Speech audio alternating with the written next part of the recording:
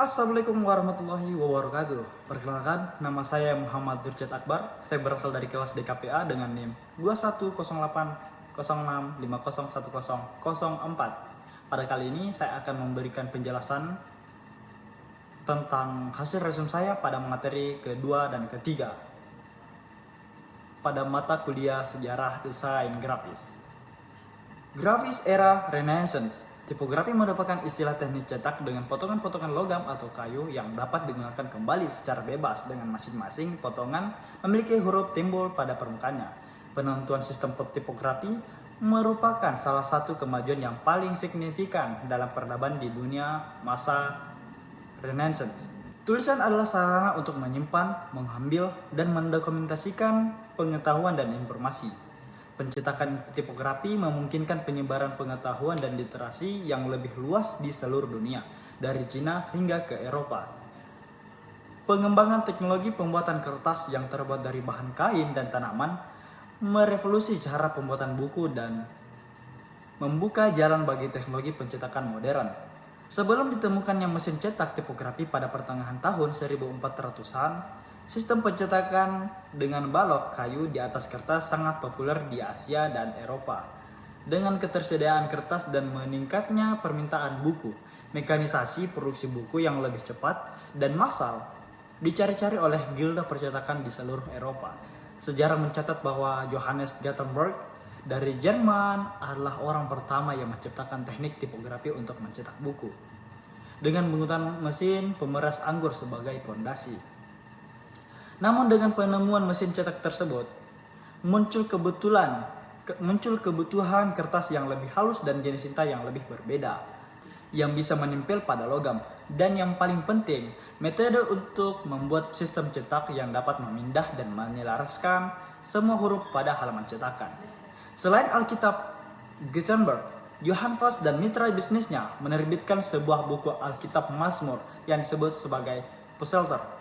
Buku Mazmur ini memperkenalkan inisial dua warna dan merupakan buku pertama yang memuat merek dagang dan tanggal publikasikan cetakan yang disebut sebagai kolopon.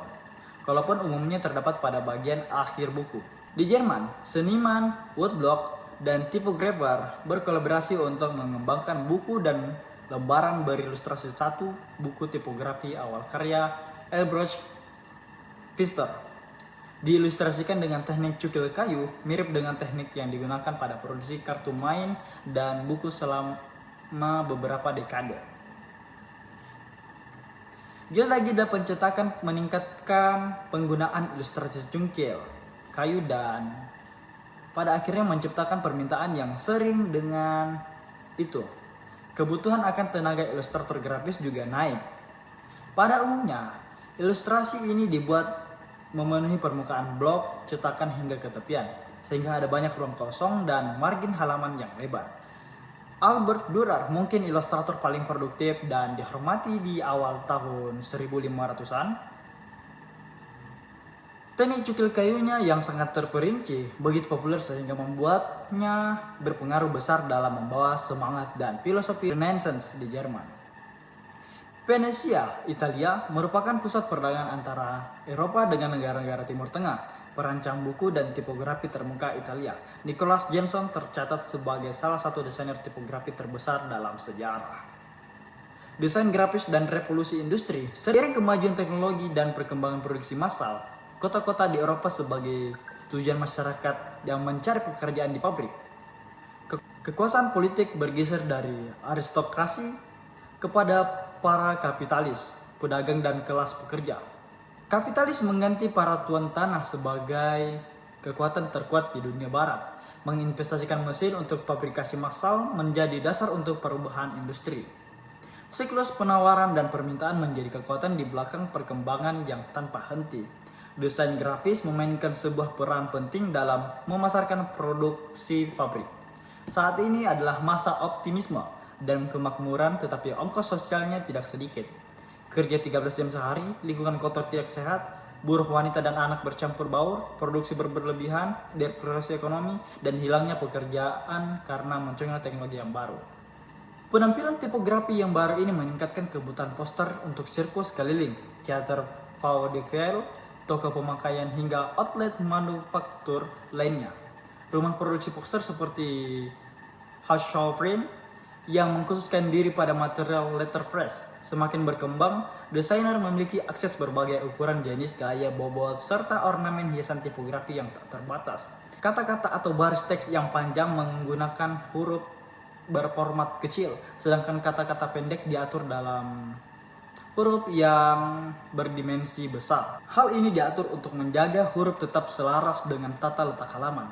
Kata-kata yang terpenting diberi ukuran huruf besar atau kapital.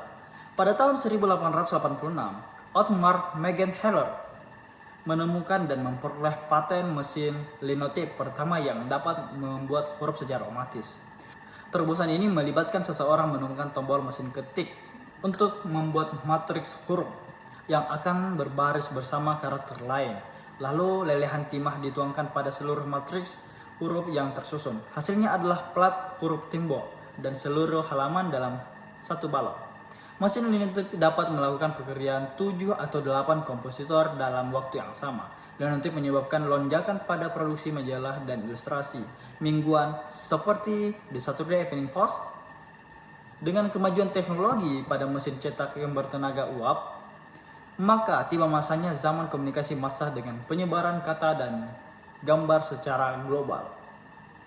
Sekian dulu presentasi dari saya tentang materi kedua dan ketiga pada mata kuliah sejarah desain grafis. Sekian dari saya. Wassalamualaikum warahmatullahi wabarakatuh.